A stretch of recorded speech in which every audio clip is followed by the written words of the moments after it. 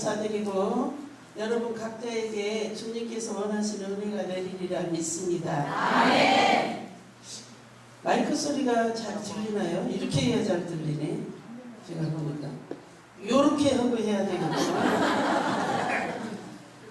네. 제가 늘 강의를 하기 전에 사제나 수도자들의 영육간의 건강을 위해서 기도하는데요. 여러분의 모든 지향을 합쳐서 그리고 이 공동체의 활성화를 위해서 그냥 영광송만 바치고 시작하겠습니다. 미사를 했기 때문에 성부와 성자와 성령의 이름으로 아멘. 영광이 성부와 성자와 성령께 처음과 같이 이제와 항상 영원히 아멘. 성부와 성자와 성령의 이름으로 아멘. 제가 이런 묵상을 해봤습니다. 이 강의는 아주 교부에서만 가서 강의를 하는 그런 강의인데 오늘 시간이 저한테 1시간 한 5분 정도 주어졌어요. 원래 교부 철야 강의가 1시간 20분에서 30분 정도 주거든요. 그래서 그렇게 강의 준비를 했는데 그렇게 못할 것 같아요. 1시간 10분 정도 해야 될 것 같아요. 그래서 우리 한국이 그동안에 메르스 때문에 육적인 소독이 많이 되었죠. 메르스 때문에 육적인 소독, 성당마다 가면은 다 소독약 있었잖아요. 그죠? 어디든지 다 소독했어요. 그런데 제가 이번에 독일 갔다 오면서 무슨 생각을 했냐면 이제는 영적인 소독을 해야 되겠다. 그런 생각이 들었어요. 그래서 우리나라가 유교가 지금 벌어진 지가 65년이나 됐잖아요. 그래서 우리나라에 하느님이 원하는 남북 통일이 되었으면 좋겠다. 영적인 성령의 바람이 불어와서 네? 그리고 강복 70주년을 맞아서 또 일본이 회계에서 위안부 할머니들의 한이 풀렸으면 좋겠다. 제가 다니면서 많은 지금 우리 한국의 가장 큰 문제가 가정 문제고요. 네? 면담이 너무 많이 들어오고요. 그래서 가정성화에 대해서도 강의를 많이 하고 다닙니다. 근데 가정 문제가 여러분 가정에서 모든 가정이 대한민국의 모든 가정이 부부간의 화해와 일치 속에서 부모와 자녀 간에 모두가 하나가 되기를 빌겠습니다. 아멘. 그리고 형제끼리도 이웃끼리도 다 그리고 이 나라 이 땅에서 음란 사탄이 싹 없어졌으면 좋겠습니다. 아멘. 이것 때문에 문제가 많이 일어나지 않아요. 그렇죠? 육적인 병도 다 치유되었으면 좋겠습니다. 아멘. 영적인 병도 치유되었으면 좋겠습니다. 아멘. 외적으로 상처가 치유되었으면 좋겠습니다. 아멘. 알코올 중독자가 우리 한국에 지금 260만이 넘는답니다. 그리고 지금 우리나라가 마약 청정국이 될 정도로 마약을 지금 많이 들어오고 있답니다. 그래서 정말 걱정입니다. 컴퓨터 중독, 스마트폰 중독, 뭐 말할 것도 없죠. 도박 중독, 오늘 모두 새로 태어나는 날이 되었으면 좋겠습니다. 아멘. 그래서 재창조되는 그런 날이 되었으면 좋겠습니다. 아멘. 우리 모두 이 순간 믿음을 가집시다. 아멘. 살아계신 하나님께서 이 모든 일을 하시리라 믿습니다. 아멘. 대한민국뿐만이 아니라 전 세계에 이런 나쁜 것들이 다 없어지기를 빌겠습니다. 아멘. 그리고 고3짜리들도 모두가 원하는 데를 가겠으면 좋겠습니다. 네, 191번 성가를 하겠습니다. 191번 성가를 하면서 이 나라 이 땅에 성령의 바람이 불어와서 이런 것들이 전부 없어졌으면 좋겠습니다.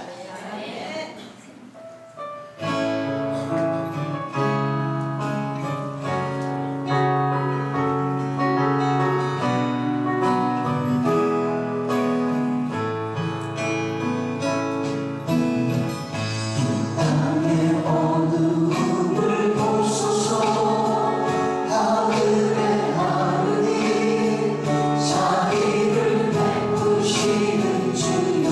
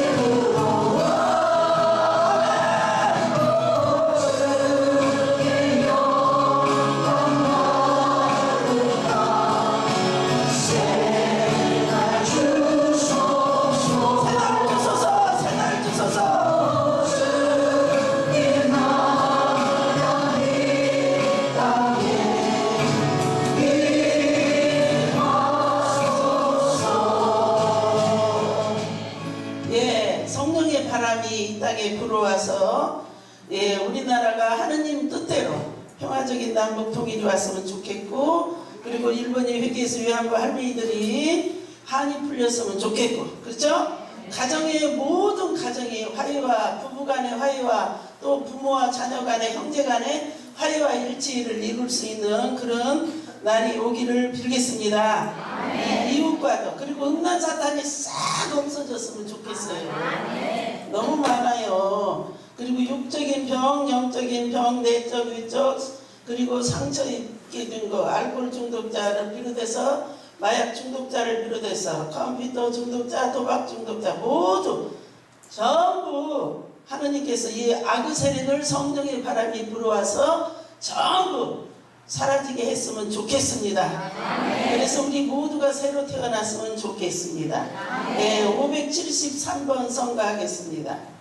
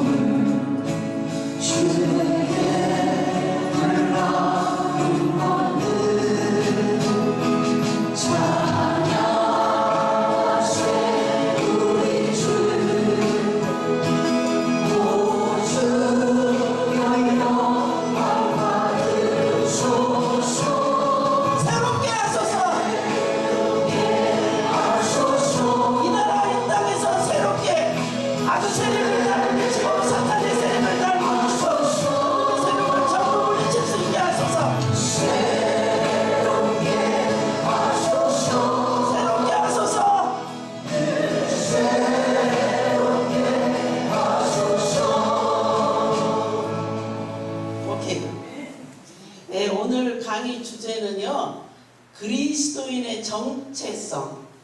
제가 강의 드리면서 그리스도인의 정체성에 대해서 아는 분 한 가지라도 있으면 물어봤는데 한 사람도 맞히는 걸 못 봤어. 잘 들으세요.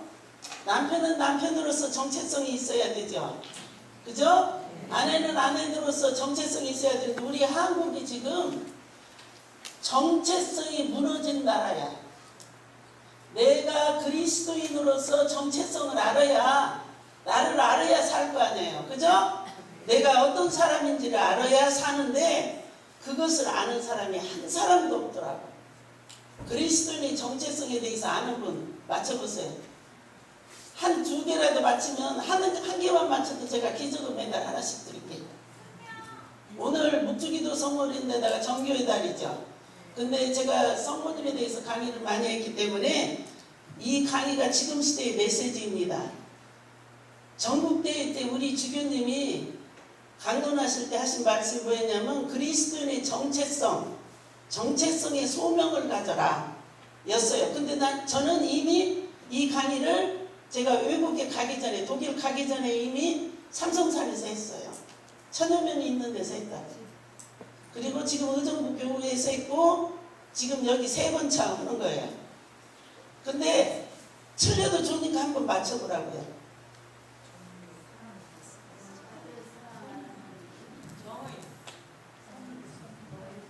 잘 들으세요. 벨라도 성인이 뭐라 그랬냐면 너를 알기를 배우라고. 나는 나한테 맹인이거든요. 내가 나를 잘 알으면 나를 고치죠. 내가 하고 싶은 대로 안 되는 데도 있잖아요. 그죠? 그래서 벨라도 성인이 뭐라고 하냐면 너를 알기를 배워라. 잘 들으세요. 너를 알기를 배우는 것이 우주의 모든 지식을 아는 것보다 더 중요하다. 그래서 성녀 유명한 아빌라이 데리사 대데레사 성녀 어저께 축일이었죠? 제가 어저께 축일이었는데 그 대데레사 성녀가 뭐라고 그러냐면 자아인식, 너를 아는 것을 가장 중요한 거예요. 그래서 소크라테스가 어느 날 정원을 이렇게 걷고 있는데 어떤 동자가 왔어요. 조그마한 동자가 와서 당신이 철학을 하냐고. 철학의 선구자라고 하죠. 소크라테스는. 그러니까 그렇다고 그러니까 그러면 당신 눈 옆에 있는 눈썹 숫자가 몇 개냐고 아시는 분? 여기 눈썹 숫자 눈 옆에 눈 바로 뜨면 옆에 있는 눈썹 숫자를 아는 분. 그래서 모른다고 그랬어요. 그리고 그때 소크라테스가 깨달은 게 뭐냐면 나도 모르면서 다른 사람을 근본적인 것을 알려주는 철학을 한다는 것은 어리석다 해가지고 어떻게 했느냐면 너 자신을 알라고. 기억나세요? 이 말? 유명한 얘기잖아요. 나를 알기를 배우려는 거예요. 근데 우리 그리스도인들이 내가 어떤 정체성을 가지고 있는지를 모른다는 것이 안타깝지 않아요. 그죠? 틀려도 좋다고 했는데도 한 번도 말씀을 안 하시는데 아까 말씀하신 것이 틀렸거든요. 그렇지만 틀리게라도 대답했으니까 고마워요. 안 하는 것보다 낫지 않아요. 말하다 죽은 사람 없으니까. 네, 418번 성가. 왜 그러냐면 하느님의 그 그리스도인의 정체성이 첫 번째가 뭐냐면 하느님의 작품. 우리는 하느님의 작품. 맞죠? 네. 그래서 418번 성가하겠습니다.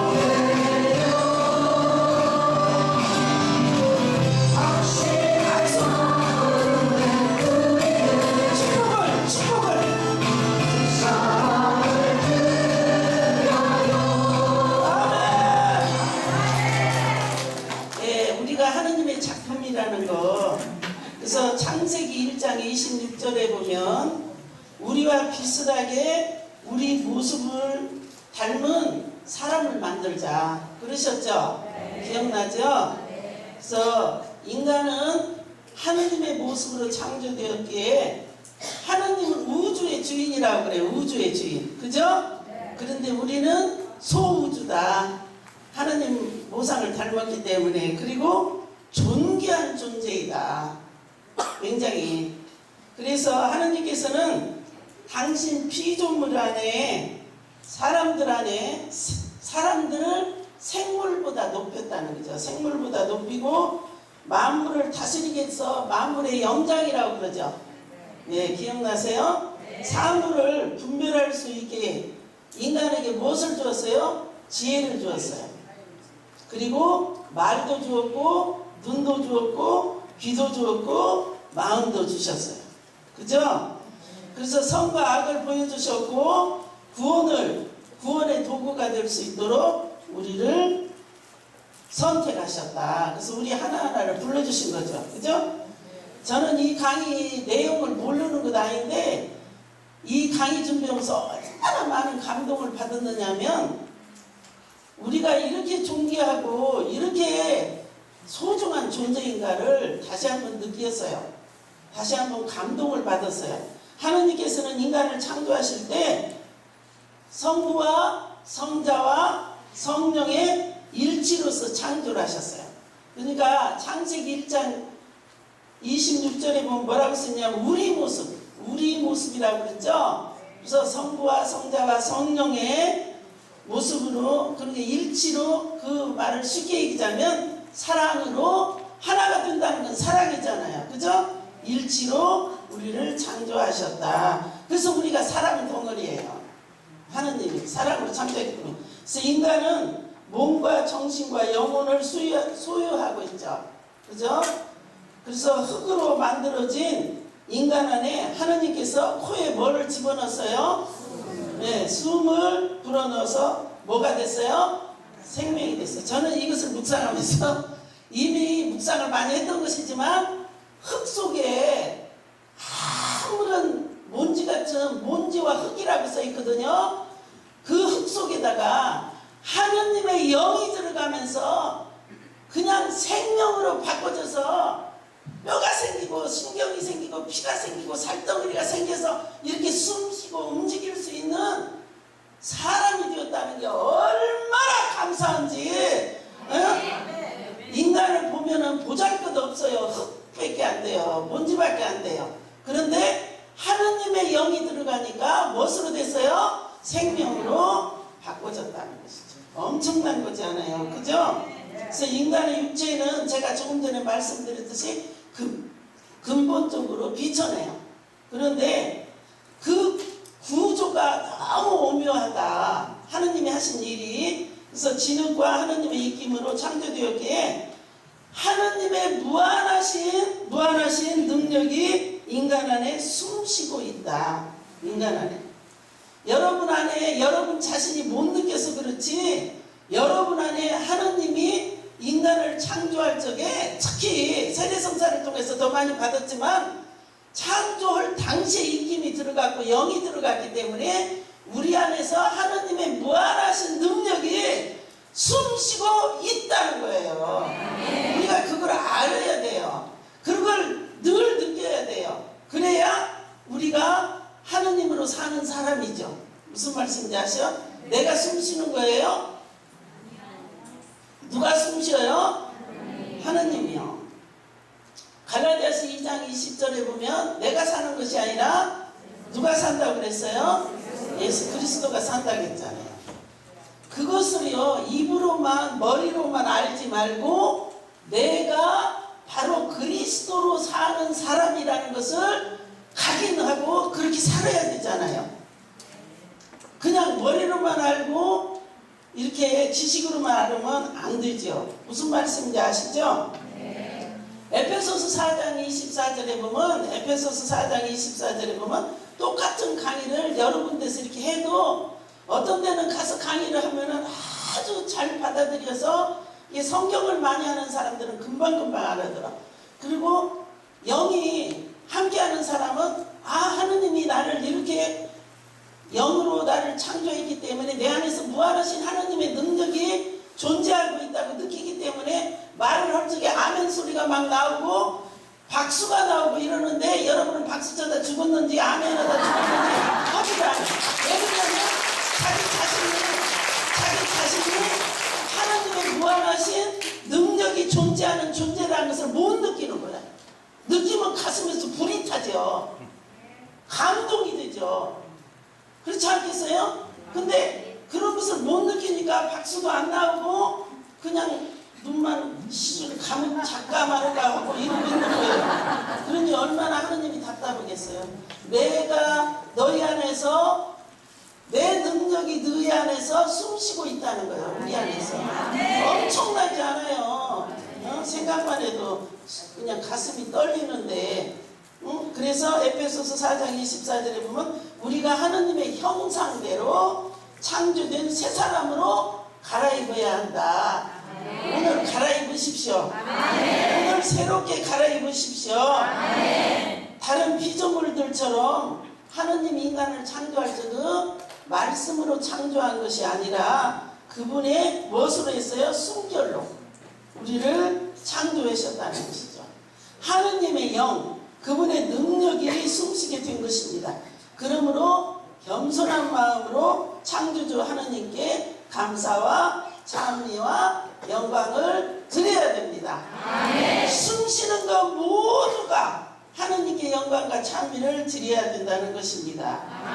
우리는 하느님의 영광을 갖고 있는 존재예요. 잘 들으세요. 우리가 하느님의 무한하신 능력이 우리 안에서 숨쉬고 있고 내가 하느님의 영광을 지니고 있는 존재라고 느낍니까? 아니, 느끼냐고요? 느끼는 사람 여기 있어요? 3명도 안 돼. 사실이거든요. 그게 사실이에요. 그런데 그것을 우리가 못 믿는 거예요. 인간이 죄를 지면서 하느님의 영광이 떠나갔어요. 무슨 말인지 아세요? 여러분 지금 죄 안 졌잖아요. 예? 지금 죄 졌어요? 그러면 아까 성체를 어떻게 모셨어요? 아니잖아요. 죄 없잖아요. 죄 없으면 하느님의 영광이 내 안에 존재하고 있다는 거예요. 아멘. 이것을 지식적으로 머리로만 알지 말고 내 안에 하느님의 무한하신 능력이 내 안에서 숨쉬고 있고 내가 하느님의 영광을 지닌 사람이란 것을 내가 알고 있어야 삶으로 드러나죠. 아멘. 삶으로 살지 않으면 아무 소용없어요. 여기 와서 100번 앉아있어도 1000만 번 앉아있어도 삶으로 살아야죠. 아무 소용없잖아요. 그죠? 로마서 3장 23절에 보면 모든 사람이 죄를 지어 하느님의 영광을 잃어버렸다. 원래는 영광을 지닌 사람인데 그래서 내가 얼마나 소중한 하느님의 작품인지 그 큰 사랑을 깨달을 때 우주보다 더 큰 은혜가 쏟아질 것입니다. 아멘. 270번 성가하겠습니다.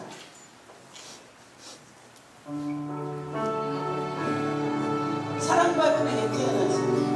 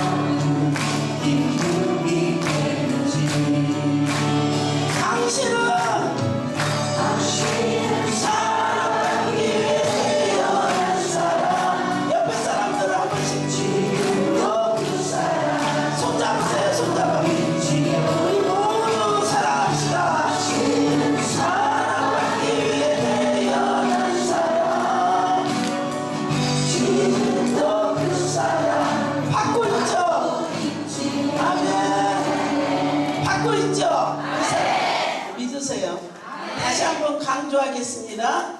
하느님의 무한하신 능력이 우리 안에서 숨쉬고 있습니다. 아멘. 우리는 하느님의 영광을 지닌 사람들입니다. 아멘. 이것을 잊어버리면 하느님의 작품이 아닙니다. 아멘. 하느님 작품은 이것을 기억하고 사는 거예요. 그 다음에 두 번째는 하느님의 자녀입니다. 아멘. 이게 성경에 다 나오는 말씀이에요. 세례성사를 통해서 내가 원해서가 아니라 하느님의 은총으로 자녀가 되었습니다. 내가 원해서 된 사람 없어요. 아이고 내가 세례성사 받아서 내가 찾아간 것 같지만 다 하느님이 부른 거예요.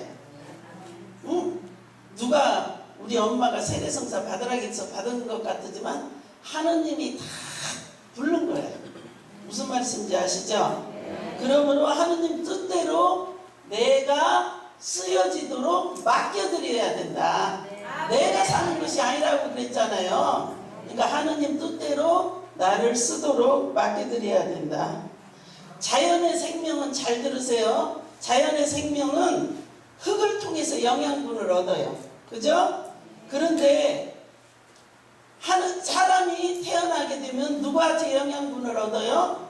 부모한테 얻죠. 그죠? 부모가 키워주지 않아요. 그죠? 제가 시간 없으니까 간단하게 얘기하자면, 생물은 땅에서 영양분을 얻고 사람은 태어나면 부모한테 얻고, 그러면 우리가 세례성사를 통해서 하느님의 자녀가 되면 어디서 영양분을 얻어야 돼요? 하느님한테서. 그러면 가장 좋은 기도, 가장 완성된 기도가 미사예요. 그죠? 그러면 미사에서 영양분을 얻어야 되겠죠? 미사는 요한 목수기의 현장이 땅에서 직접 일어나는 것입니다. 천상천하의 천사가 용약하고 시공간을 초월해서 하느님의 은혜의 보고가 폭포수처럼 쏟아져서 지상에서 인간과 하느님이 하나가 되는 거예요. 엄청난 거죠. 응? 최상의 기도이고 가장 완성된 기도인데, 어떤 자매가 저한테, 괜찮게 사는 자매인데 딸들이 아들 하나를 낳았는데 어느 날 눈이 아파서 병원에 갔더니 병원에서 뭐라고 그러냐면, 현대의학으로는 그 눈을 나설 수가 없다. 갈수록 눈이 실명되어 간다. 그러니까 이 자매가 죽고 싶다고 저보고 그랬어요. 죽고 싶다고. 그래서 제가 저희 집에 사람 오라 소리 안 하거든요. 그래서 제가 그 자매를 오라고 해서, 죽고 싶다는 사람 살려야 되잖아요. 그죠? 그래서 오라고 그랬어요. 오라고 해갖고 제가 뭐라고 그랬냐면, 인간의 힘으로 되지 않는다고 그러면 누구에게 맡겨야 돼요? 만병통치 의사가 누구예요? 하나님이시죠. 그래서 매일같이 완전한 의사이신 예수님한테 매일같이 미사를 가서 성체를 모신 손으로 눈에다가 성호를 걷고 기도하고 그러라고 그랬어요. 그리고 저도 기적수도 먹이고 50자일 기도도 하고 그 자매를 위해서 기도를 시작했어요. 근데 이 자매가 신천동 성당 다니는데 새벽 미사가 거기는 거의 있어요. 그 본당은 큰 성당이라. 근데 아침에 새벽 미사를 가는데 기도에도 협력자가 있어야 돼. 기도할 적에도 누군가가 협력을 해주면 더 에너지가 솟아나죠. 그죠? 누가 협력자냐면 남편이 협력자. 남편을 잘 만나야 돼. 그러니까 그래서 남편이 매일 새벽 미사를 같이 가는 거예요. 매일같이. 신부님이 보니까 젊은 자매가 두 부부가 맨 앞에 와서 그렇게 간절히 기도를 하고 미사를 하니까, 신부님들이 가장 좋아하는 사람 어떤 사람이냐면, 미사 잘하고 본당에서 봉사 잘하면 그걸 좋아하지, 낮바닥에다 뭘 많이 치는 거 그냥 무슨 막 이상하게 입고 뭐 갖고 가서 왔다 갔다 하고 그래갖고 절대 좋아하는 것은 아니고.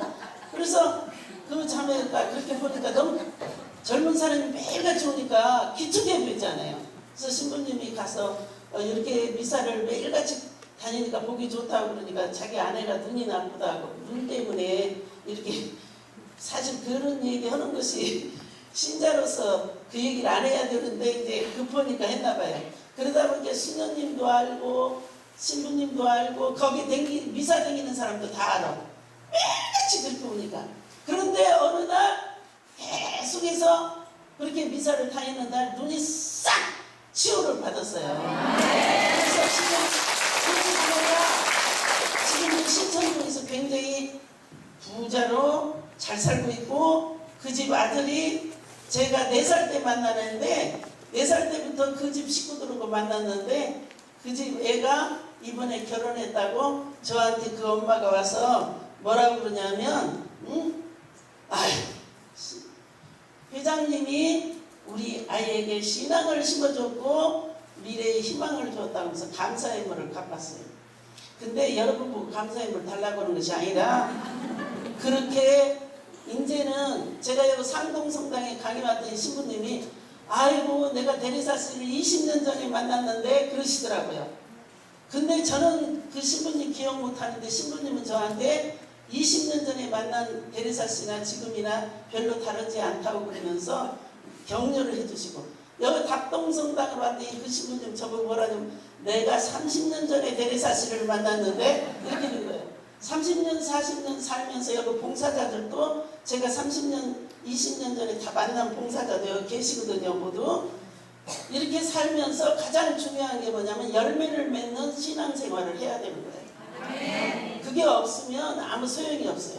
아까 여기 회장님이 여러 가지 그 세미나도 하고 뭐 저기 한다는데 열매 세미나도 한번 하면 괜찮을 것 같아요. 그것도 좋은 거거든요. 그래서 미사가 그만큼 좋고, 그 다음에 고해성사도 저희가 어떻게 보면은요, 죄 있는 상태로는 미사를 하면 어떻게 돼요? 몰령성체를 하기 때문에 소용이 없죠. 오히려 죄가 되잖아요. 그러니까 고해성사를 자주 보는 것이 좋고, 양심이 꺼림직하면 자주 보는 게 좋고, 그 다음에 성체조배. 저는 너무 재미있는 것은 저희 본당 앞에 중앙시장이라고 있어요. 거기 가면 김밥집이 여러 집이 있어요. 그런데 어떤 집 한 집만, 그 집만 늘 김밥집 사람이 줄 섰어요. 그리고 뭐 20분씩 30분씩 기다려야 된다고 하고, 그래서 제가 저희 본당 회장하고 같이 지나가면서 아니 똑같은 김밥인데 왜 이 집은 이렇게 사람이 많냐, 이렇게 기다리고 있냐 그랬더니 그 자매가 생활이 너무 어렵고 힘들었을 때 어디 가서 어떻게 할 수가 없어서 성체주베스에 가서 그렇게 울면서 기도를 했다는 거예요. 거기 가서 앉아서 사람들 다른 데 가서 울을 수가 없었게 거기 가서 그렇게 울면서 기도를 많이 했는데 어느 날 갑자기 예수님이 그랬다는 거예요. 김밥 장사를 하라고. 너무 놀랐어요. 저도 그 말을 듣고. 그래서 그 자매가 놀래갖고 무슨 김밥 장사를 해요? 왜 김밥이 나왔어? 그랬는데 지금 김밥 장사를 해서 얼마나 잘 되는지 몰라요. 안양 중앙성당 앞에 가면 중앙시장이 있는데 거기 가서 김밥 사람 줄 서 있는 집은 그 집이에요. 근데 한번 먹으러 가려면 가세요. 그리고 또 이렇게 성지조배에도 그런 은혜가 있었지만 성경 공부는 영혼의 양식이고 성령의 칼이잖아요. 그죠? 우리 막내 동생이 애인을 데리고 왔어요. 그래서 우리 집에서 다 반대해요. 저도 반대했고 다 반대해요. 그런데 그 아이는 믿지 않아요. 믿지 않는데 어느 날 저한테 오더니 뭐라고 그러냐면 예수님을 믿는다면서 아브라함 의인보다도 한 명의 죄인을 구하라겠는데 왜 반대하냐고.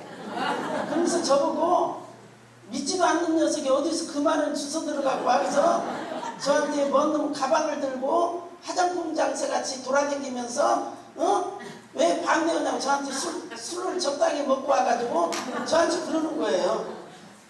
그런데 제가 그 말을 들으니까 그 말씀이 성령의 칼이잖아. 제가 졌어요.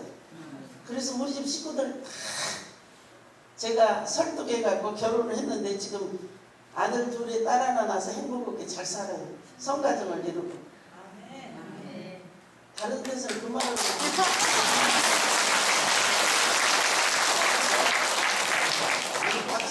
박수 안 쳐도 괜찮아요. 그래서 말씀이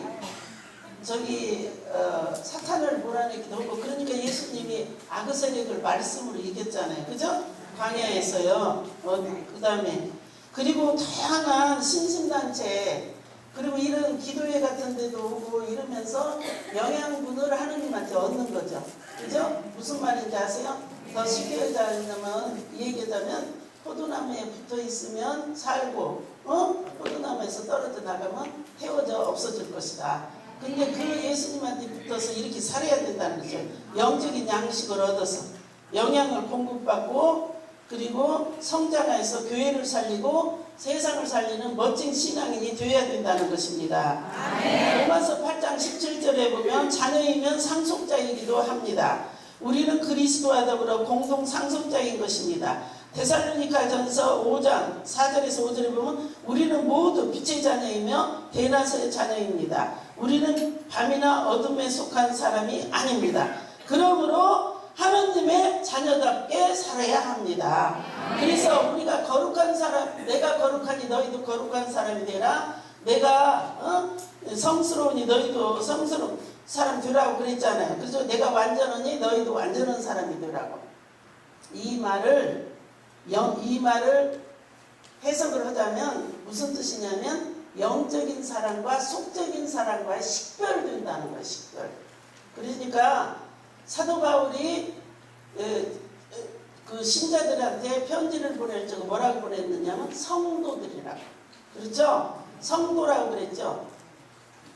그 말 못 알아들으세요? 이상한 동네예요. 성도들이에요. 성도. 그러면 성도라는 뜻이 무슨 뜻이냐면 성스럽고 거룩한 사람이라는 거예요. 무슨 뜻인지 아세요? 네. 그래서 속된 사람과 하나님의 자녀가 구분되어야 된다. 근데 우리는 지금 구분되어서 사는 사람 별로 없어요. 제가 너무 놀란 것은 우리 지금 수원교구가요, 서울교구만큼 크거든요. 신도시가 많이 생겨서. 그런데 통계가 어떻게 나왔냐면 전 신자 중에 20%만 미사 나오고 80%가 안 나오는 거예요. 저희 본당 신자가 1000여 명이, 그게 10,000명, 9,200명이니까, 근데 25%도 안 돼요. 그만큼 지금 신자들이 세상 속에서 세상으로 살고 있는 거예요. 구분이 안 되는, 식별이 안 되는 사람들로 살아가고 있다. 무슨 말씀인지 알았어요? 그래서 영혼이, 잘 들으세요. 영혼이 하느님과 결합하는 것을 반대되는 것. 응? 세 가지를 제가 영혼이 하느님하고 결합하는 것을 가로막는 세 가지 영적인 것을 제가 말씀을 해드리겠습니다. 첫 번째, 영혼이 지나치게 산만해서 단순하지 못한 경우. 지식은 너무 많아. 그런데 그 지식으로 사는 것이 아니잖아요. 그죠? 영적으로 사는 지식이 많으면 교만해요. 사랑이 많으면 겸손하고. 그죠? 그래서 그 다음에 두 번째는 영혼이 세상과 뒤섞이는 경우. 세상과 뒤섞이는 경우. 그 다음에 세 번째는 영혼이 육체의 마음을 쓰는 경우. 그러니까 솔직히 얘기해서요, 저희 오빠 같은 분도 그랬고 많은 분들 돌아가시기 전에 하시는 말씀이 뭐냐면, 아무도 돈이 아니면 죽음을 달라는 저희 오빠도 있었는데 죽을 때 돈 1푼도 못 갖고 가고 권력을 그렇게 높은 자리에 있었는데